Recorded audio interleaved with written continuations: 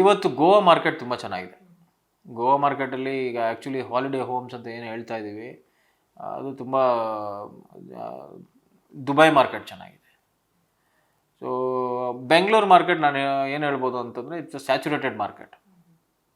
ನಮ್ಮಲ್ಲಿ ಜನ ಈಗ ಡೆಲ್ಲಿ ನೀವು ಪರಿಸ್ಥಿತಿ ನೋಡಿರ್ಬೋದು, ಪೊಲ್ಯೂಷನ್ ಸಿಕ್ಕಾಪಟ್ಟೆ ಇದೆ, ಏರ್ ಕ್ವಾಲಿಟಿ ಇಂಡೆಕ್ಸ್ ಅವ್ರದ್ದು 400ಕ್ಕಿಂತ ಮೇಲಿದೆ. ನಮ್ಮದು ಬ್ಯಾಂಗ್ಳೂರು ಏರ್ ಕ್ವಾಲಿಟಿ ಇಂಡೆಕ್ಸ್ ನಿಮಗೆ ಒಂದು 40 to 80 ಇದೆ.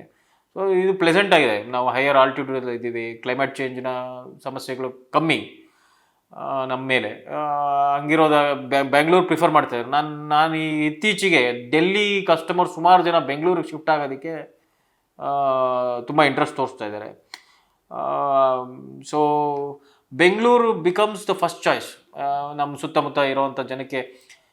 ಚೆನ್ನೈಯಲ್ಲಿ ಫ್ಲಡ್ಸ್ ಆಯಿತು. ಸೊ ಚೆನ್ನೈಯಿಂದ ಸುಮಾರು ಕ್ಲೈಂಟ್ಸು ಬೆಂಗಳೂರಿಗೆ ಮೂವ್ ಆಗ್ಯಾರ, ಸುಮಾರು ಕಸ್ಟಮರ್ಸ್ ಮೂವ್ ಆಗ್ತಿದ್ದಾರೆ.